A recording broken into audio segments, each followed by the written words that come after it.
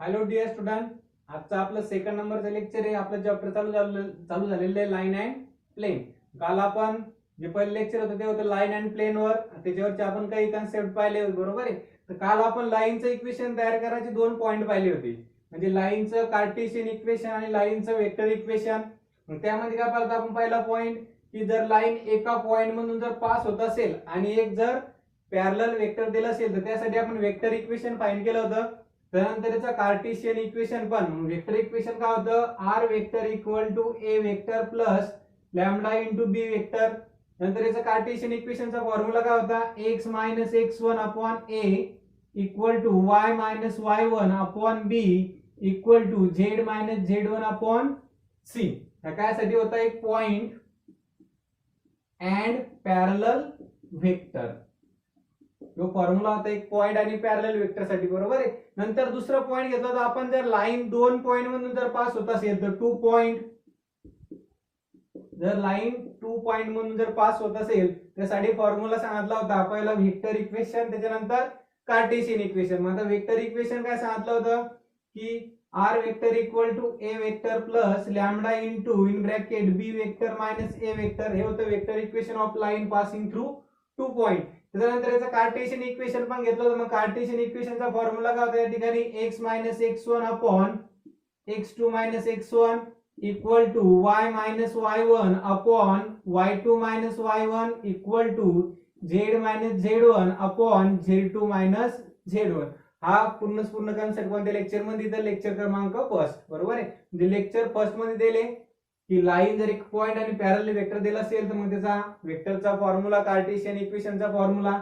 Next, जर line जर 2 point मधून जर पास होत असेल तर त्यासाठी फॉर्म्युला, वेक्टर इक्वेशन आणि कार्टेशियन इक्वेशन. आज आपल्याला जे सॉल्व्ह करायचं ते एक्सरसाइज 6.1. आता ही असणार आहे तुमची एक्सरसाइज 6.1. याच्यामधले पूर्ण क्वेश्चन तुम्हाला काय करायचे तर सॉल्व्ह करायचे.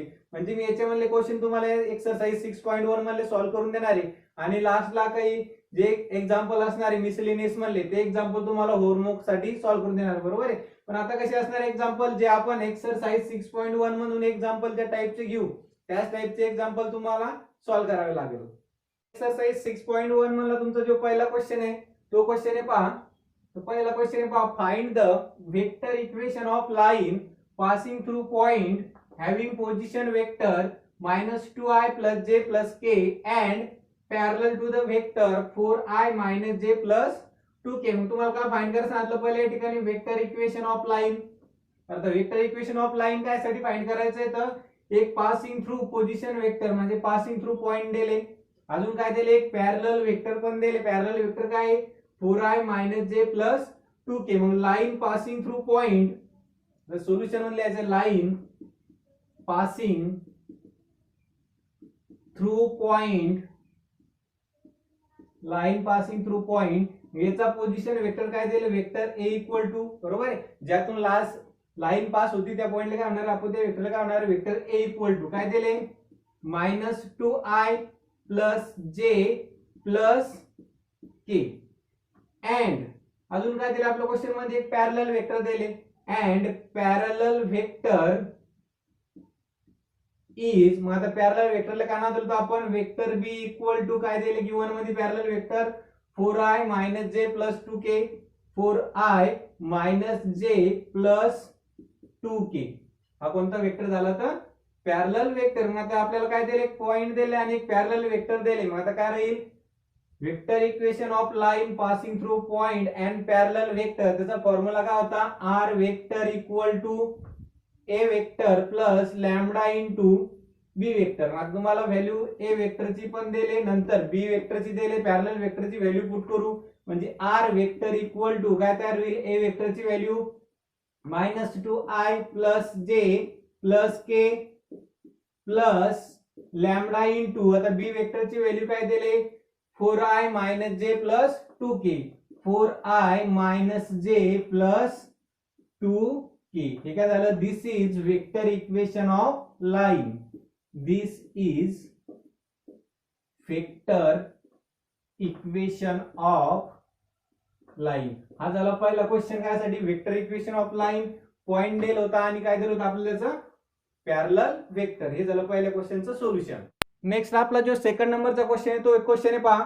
Find the vector equation of line passing through point having position vector 3i + 4j - 7k and 6i - j + k. आता या पण इक्वेशनचं आपल्याला काय फाइंड करायचं आहे तर वेक्टर इक्वेशन ऑफ लाइन म्हणजे काय दिले आपल्याला की दोन पॉइंट दिले म्हणजे दोन पॉइंटची पोझिशन वेक्टर दिले त्यासाठी पण आपल्याला काय फाइंड करायचं आहे तर वेक्टर इक्वेशन ऑफ लाइन. आता मग काय करायचंय दोन पॉइंट म्हणजे दोन पॉइंटची पोझिशन वेक्टर दिले म्हणजे लाईन पासिंग थ्रू 2 पॉइंट त्याचं वेक्टर इक्वेशन फाइंड करायचंय. आपल्याला त्या दोन पॉइंटचे काय दिले तर position vector. Let vector a equal to पहिल्या पॉइंटचा पोझिशन वेक्टर काय होईल 3i + 4j - 7k अँड दुसरा पॉइंटचा पोझिशन वेक्टर काय दिले b vector equal to 6i - j + k हा झाला दुसऱ्या पॉइंटचा position vector. Therefore the vector equation of line passing through किती पॉइंट मधून 2 point. Vector equation of line passing through 2 point दोन पॉइंट मधून जाणाऱ्या लाईनचं इक्वेशन काय vector equation r vector equal to a vector plus lambda into in bracket b vector minus a vector. मग आता a वेक्टरची व्हॅल्यू आहे आपल्याकडे नंतर बी वेक्टरची पण आहे. आता पण सेकंडच्या मध्ये काय लागणार बी वेक्टर मायनस ए वेक्टर. मग आता या वेक्टरची व्हॅल्यू फाइंड करू आपण.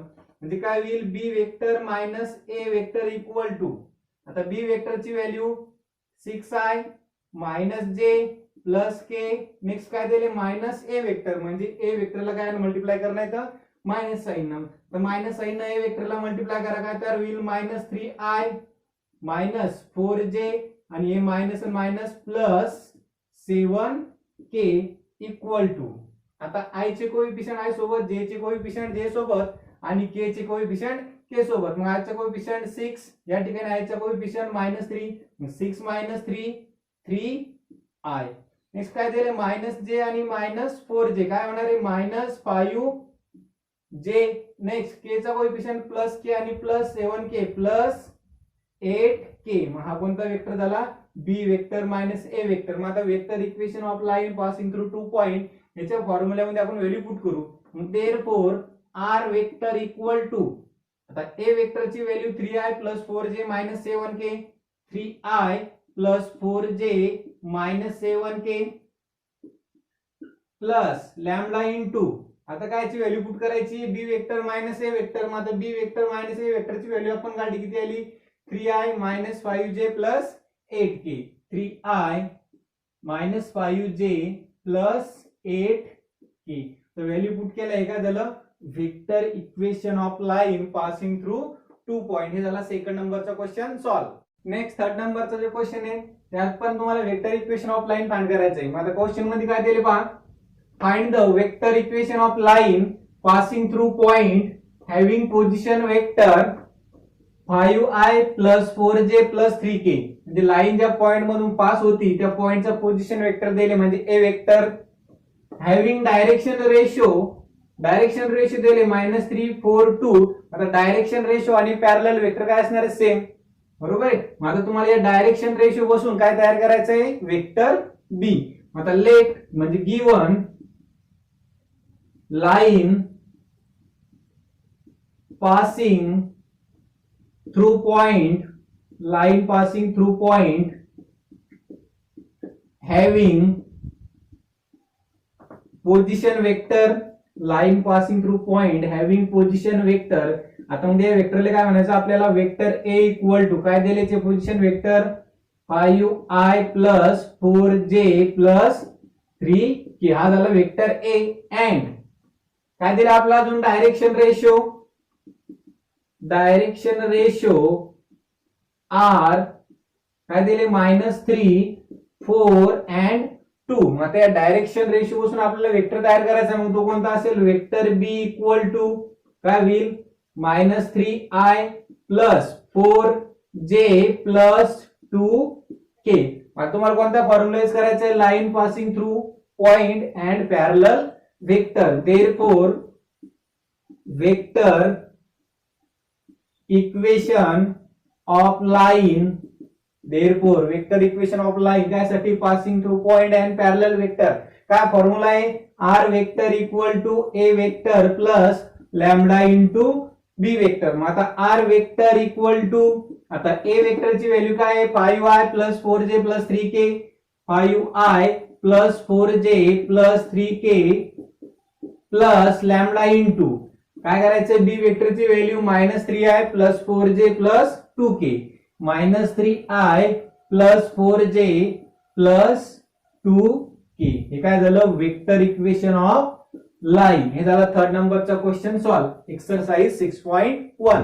आता जो नेक्स्ट फोर्थ नंबरचा जो क्वेश्चन आहे तो पहा काय दिले find the vector equation of line passing through point म्हणजे पासिंग थ्रू पॉइंट म्हणजे ए वेक्टर दिले काय दिले i plus 2j plus 3k and perpendicular to vector perpendicular to the vector दोन वेक्टर दिले परपेंडिक्युलरचे कोणकोणते i plus j plus k and 2i minus j plus k. हा वेगळ्या टाइपचा क्वेश्चन. याच्यामध्ये पण काय फाइंड करायचं तुम्हाला वेक्टर इक्वेशन ऑफ लाईन. तर मग आता पहा जे परपेंडिक्युलर वेक्टर दिले आता परपेंडिक्युलर वेक्टर किती दिले तर दोन. मग या दोन परपेंडिक्युलर वेक्टर पासून तुम्हाला एक पॅरलल वेक्टर भेटतो बरोबर आहे. काय करणं पडणार आहे याचा डिटर्मिनंट सॉल्व्ह करणं पडणार बरोबर आहे. म्हणजे बी वेक्टर क्रॉस सी वेक्टरची व्हॅल्यू फाइंड करायची. मग आता पहा कसं सॉल्व्ह करायची तर line passing through point line passing through point म्हणजे कोणता वेक्टर होईल वेक्टर ए इक्वल टू काय होणार आहे i plus 2j plus 3k. हा झाला लाईन पासिंग थ्रू पॉइंट वाला vector vector A and perpendicular vector कोणकोणते दिले तर परपेंडिक्युलर वेक्टर आहे पहा i plus j plus k आणि दुसरा परपेंडिक्युलर वेक्टर कोणता आहे 2i minus j plus k.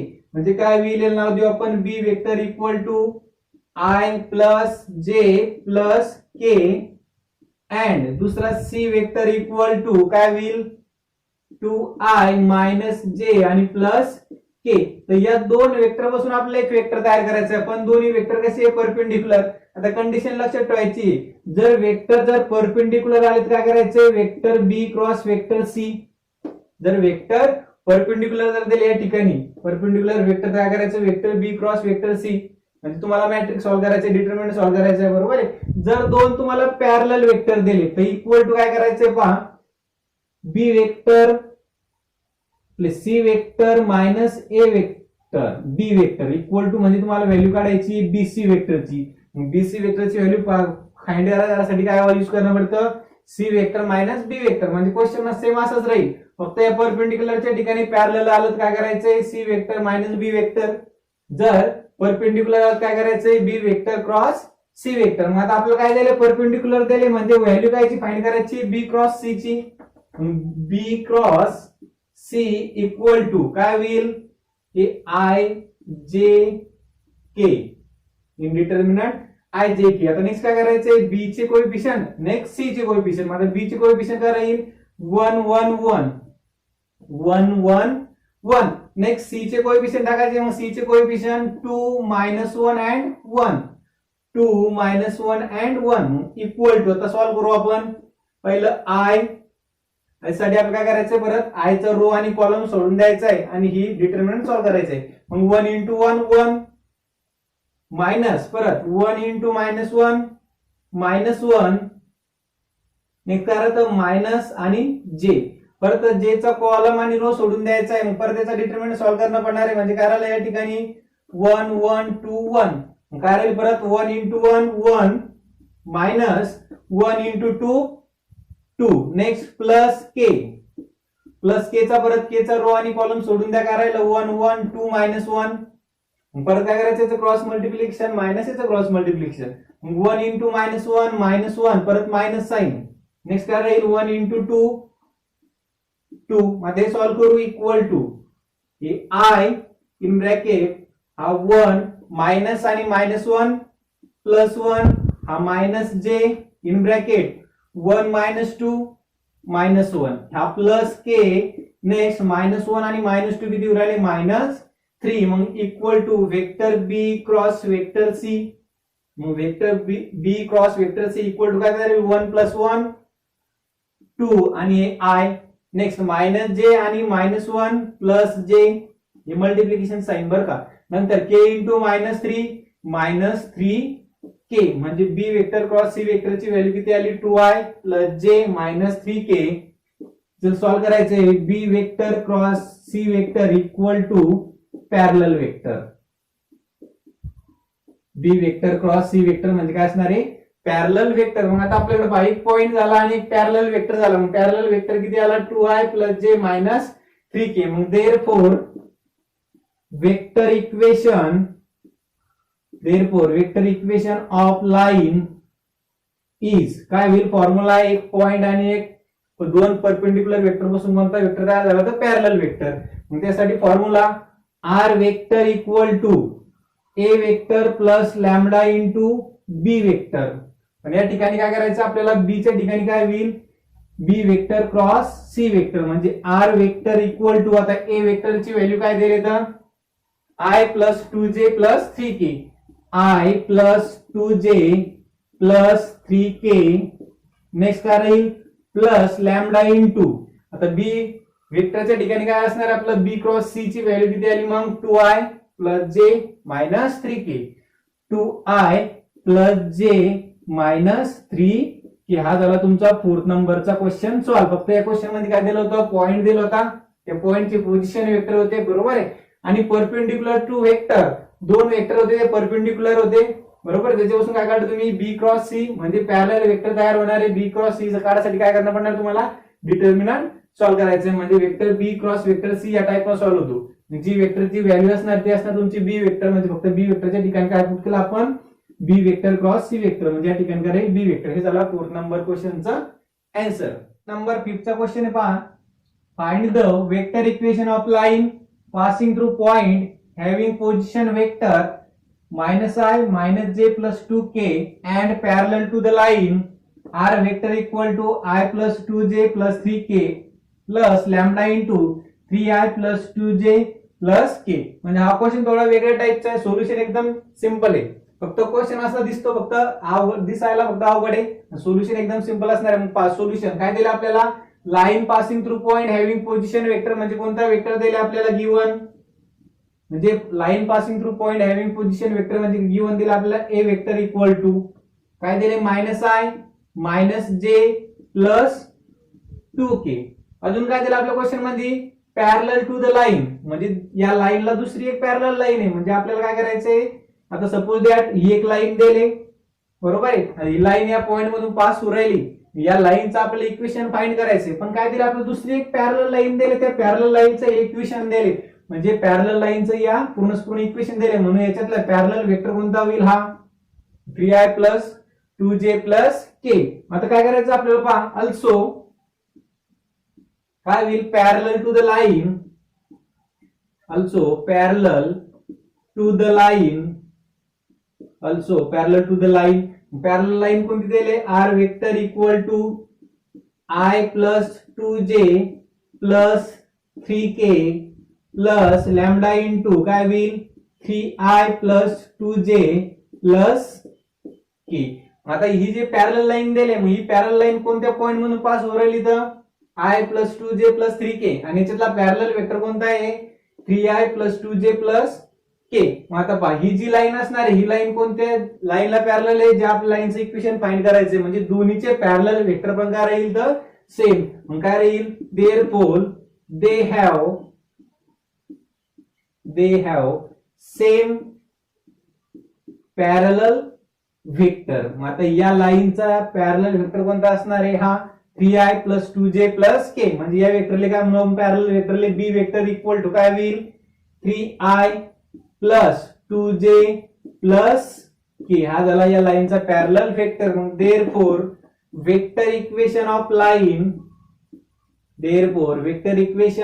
Line is काय फॉर्म्युला आहे r vector equal to a vector plus lambda into b vector. R vector equal to आता a वेक्टरची line a vector कोणता दिली line passing through point -i -j plus 2k -i -j plus 2k plus lambda into तर b vector म्हणजे काय करायचंय जी parallel line दिली ते आम्हाला पॅरलल वेक्टर घ्यायचं. मग याच्यातला पॅरलल वेक्टर काय आहे 3i plus 2j plus k म्हणजे हा b vector 3i plus 2j plus k हे झालं vector equation of line passing through point and parallel vector. म्हणजे क्वेश्चन थोडा अवघड दिसायला पण आन्सर एकदम सिंपल. म्हणजे काय करायचं तुम्हाला जर या टाईपचा वेक्टर दिला, पॅरलल जर वेक्टर दिला, याच्यातला हा वेक्टर कोणता घ्यायचा तुम्हाला, म्हणजे ही पॅरलल लाईन आहे, यातला पॅरलल वेक्टर काय असेल, जो सेम या लाईन मधला पॅरलल वेक्टर तोच या पॉइंट साठी पण काय होईल, वेक्टर इक्वेशन ऑफ लाईन. हे झालं solution of question number 5. Next जो आपला क्वेश्चन नंबर 6 आहे तो पहा काय दिले, फाइंड द कार्टेशियन इक्वेशन. आतापर्यंत आपण काय तयार केलं तर वेक्टर इक्वेशन. आता काय तयार करायचंय, find the Cartesian equation of line passing through point -1 to 1. एक लाईन आहे जी या पॉइंट म्हणून पास होऊ राहिली अँड हॅव्हिंग डायरेक्शन रेशो दिले 2 3 1. त्याचं काय तयार करायचं आपल्याला, कार्टेशियन इक्वेशन. आतापर्यंत काय तयार केलं तर वेक्टर इक्वेशन. जर या लाईनचं जर वेक्टर इक्वेशन तयार करणं पडलं काय केलं असतं आपण, या वेक्टर या पॉइंट पासून ए वेक्टर तयार केला असता आणि डायरेक्शन रेशो पासून बी वेक्टर तयार केला असता, बरोबर आहे. मग आपण vector equation of line passing through point आणि डायरेक्शन रेशो मध्ये पॅरलल वेक्टरचा फॉर्म्युला यूज केला असता, r vector equal to a vector plus lambda into b vector. हे होतं वेक्टर इक्वेशन ऑफ लाईन. पण आता आपल्याला काय फाइंड करायचं तर कार्टेशियन इक्वेशन ऑफ लाईन. मग त्यासाठी काय दिले, पॉइंट दिले आणि डायरेक्शन रेशो दिले. मग आता सोल्युशन मध्ये गिवन काय दिले, लाईन पासिंग थ्रू पॉइंट काय दिले, पॉइंट आपल्याला पॉइंट ए दिले, बरोबर आहे. पॉइंट ए काय दिले, -1 to 1 अँड डायरेक्शन रेशो काय दिले आपल्याला तर 2 3 1. आता लाईन ज्या पॉइंट म्हणून पास होती आपल्याला त्याचे कोऑर्डिनेट काय असते, x1 y1 z1. म्हणजे x1 इक्वल टू व्हॅल्यू किती होईल -1, next y1 equal to value किती होईल 2, next z1 equal to value किती होईल 1. अँड डायरेक्शन रेशोला काय म्हणतो असतो आपण, a b c. म्हणजे काय होईल, a इक्वल टू 2, नंतर b equal to 3 and c equal to 1, बरोबर. हे झाले लाईन पासिंग थ्रू पॉइंट आणि हे झाले ते डायरेक्शन रेशो. यासाठी काय तयार करायचं आपल्याला तर कार्टेशियन इक्वेशन. मग कार्टेशियन इक्वेशन इज काय फॉर्म्युला आहे, कार्टेशियन इक्वेशन काय साठी, लाईन पासिंग थ्रू पॉइंट आणि डायरेक्शन रेशो किंवा लाईन पासिंग थ्रू पॉइंट आणि पॅरलल वेक्टर. मग काय फॉर्म्युला त्यासाठी, x - x1 upon a equal to y - y1 upon b equal to z - z1 upon c. म्हणजे काय करायचं आपल्याला, x1 y1 z1 ची व्हॅल्यू पुट करायची, नंतर a b c ची व्हॅल्यू पुट करायची. मग इक्वल टू काय तयार होईल, हा x मायनस, आता x1 ची व्हॅल्यू किती -1, मग अपॉन परत a ची व्हॅल्यू किती येतं 2 इक्वल टू परत हे y मायनस y1 ची व्हॅल्यू 2 अपॉन b ची व्हॅल्यू 3 इक्वल टू नेक्स्ट काय z मायनस z1 ची व्हॅल्यू 1 अपॉन c ची व्हॅल्यू किती आहे 1. आता नेक्स्ट पहा, हा मायनस आणि -1 काय होणार आहे +1. म्हणजे काय होईल, x + 1. हे काय झालं, this is the Cartesian equation of line. हे झालं सोल्युशन ऑफ क्वेश्चन नंबर 6. तुमचा जो 7 नंबरचा जो क्वेश्चन आहे तो पहा काय दिले, फाइंड द कार्टेशियन इक्वेशन. या ठिकाणी पण कार्टेशियन इक्वेशन फाइंड करायचे. आपण 6 नंबरचा इक्वेशन क्वेश्चन बनवता येतो तर कार्टेशियन इक्वेशन साठी. या क्वेश्चन मध्ये पण काय फाइंड करायचं तर find the Cartesian equation of line passing through point a 2 2 1 and b 1 3 0. या ठिकाणी तुम्हाला 2 पॉइंट दिले, 2 पॉइंट साठी काय फाइंड करायचे तर कार्टेशियन इक्वेशन. आता सेम आपण 2 पॉइंट साठी काय फाइंड करेल तर वेक्टर इक्वेशन. आता या क्वेश्चन मध्ये काय फाइंड करायचं तर आपल्याला कार्टेशियन इक्वेशन. मग गिवन मध्ये काय दिले, line passing through point, line passing through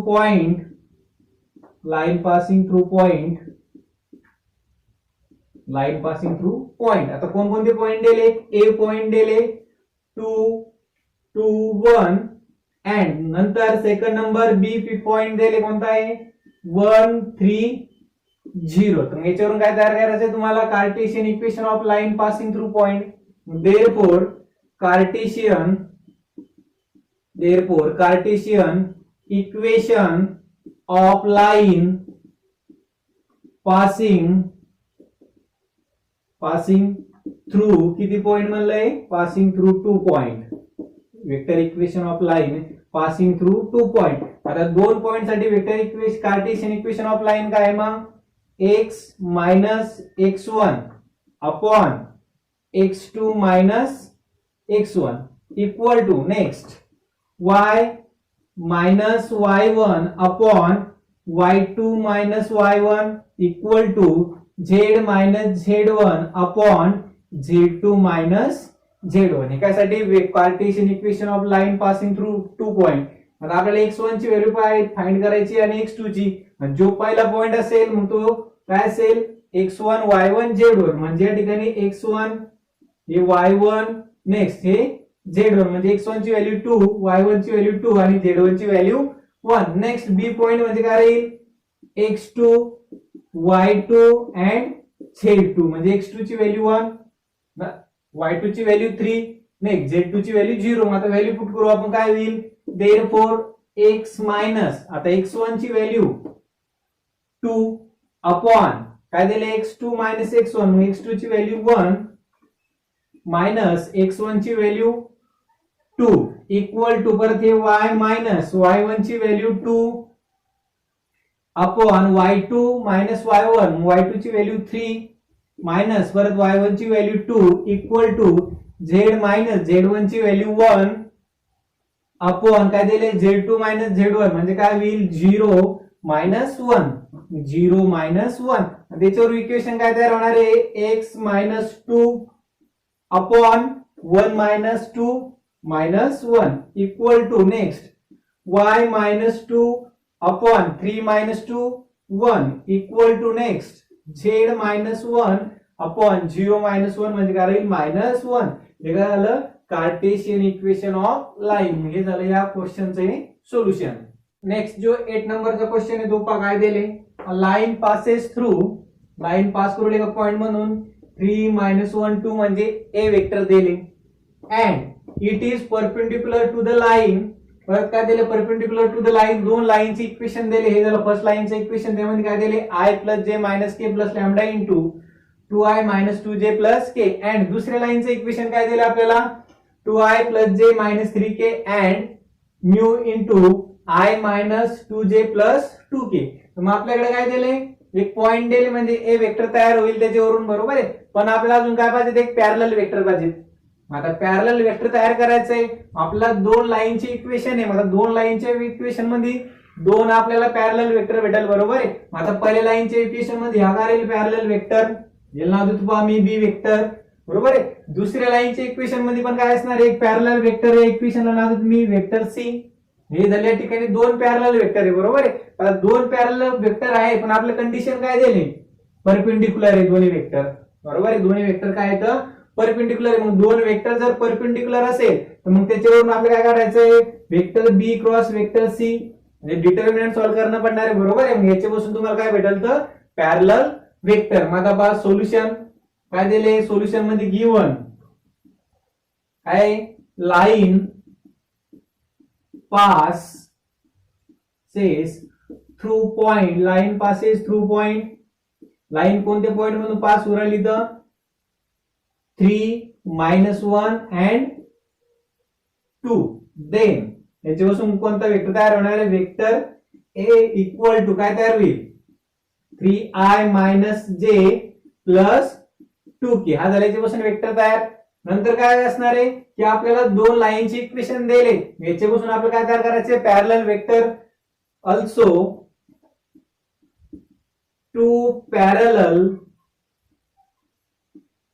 vector, दोन पॅरलल वेक्टर कोणकोणते आता, तर बी वेक्टर इक्वल टू काय दिले, 2i minus 2j plus k.